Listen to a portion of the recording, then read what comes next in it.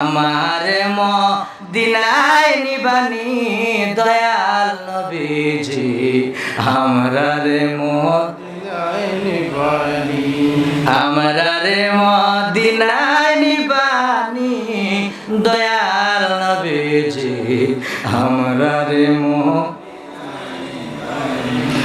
নবীজি আমার আছে ভালোবাসা, যাওয়া নাই গো টাকা পয়সা।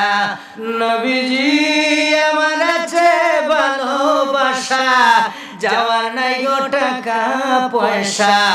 অন্তরে মদিনার ফুরানি দয়াল নবীজি, আমরা রে সবাই বলেন, জবান খুলেন, আমরা রে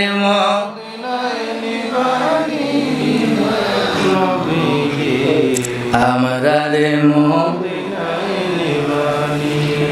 নবীজি। কত মানুষ যায় মদিনায়, আমরা কান্দি রাস্তায় রাস্তায়। ও নবীজি কত মানুষ যায় মদিনায়, আমি কান্দি রাস্তায় রাস্তায়।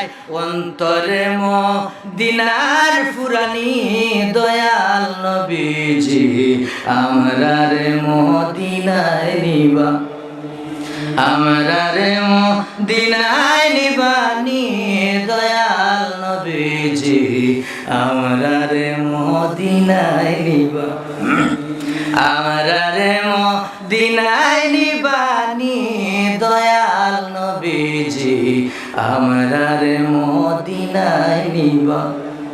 তোমার গর্দানটা দুয়া হয়ে যেত,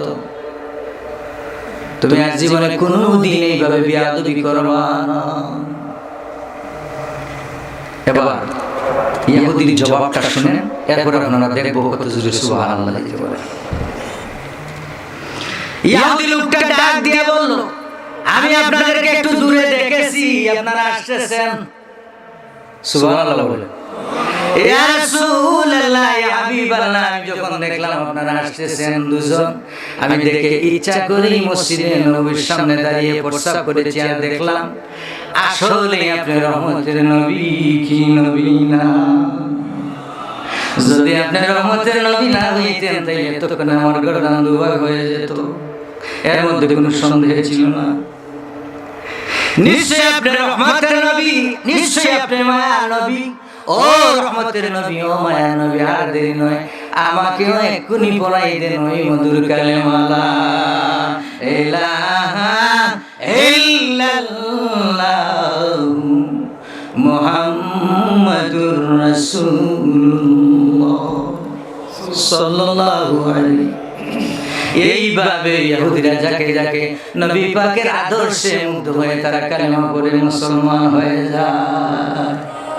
ইসলাম এদেশে কার প্রসার বন্ধ করে কায়েম করা হয় না, বলুন সুবহানাল্লাহ।